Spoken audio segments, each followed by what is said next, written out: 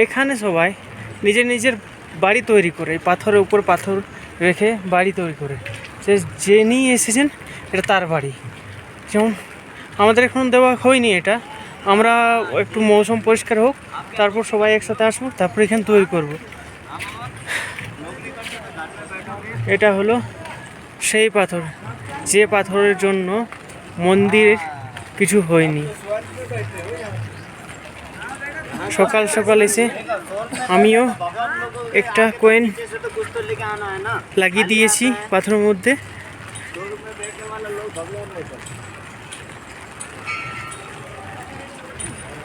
ওই দিকে হিমালয় পর্বত, কিন্তু ওই মৌসুম খারাপের জন্য সেই ভিউ দেখতে পাওয়া যাচ্ছে না। কিন্তু আশা করি 10টা তো আসতেই চললো, 12টা 1টার দিকে যদি ঠিক হয়ে যায় পরিষ্কার, তাহলে আপনাদের কাছে সেই দৃশ্য তুলে ধরবো, চেষ্টা করব। না হয় আরও এই ভিউ দেখানোর জন্য একটা এক্সট্রা দিন হোল্ড করব, তাও আপনাদেরকে দেখানোর চেষ্টা করব। এটা সেই পাথর, যে পাথরের জন্য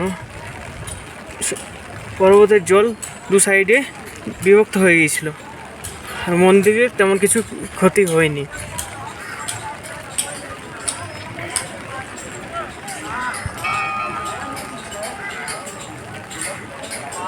মন্দিরকে সাজানোর জন্য আরও পাথরের কাজ চলছে, সেটা হয়তো পরে হবে।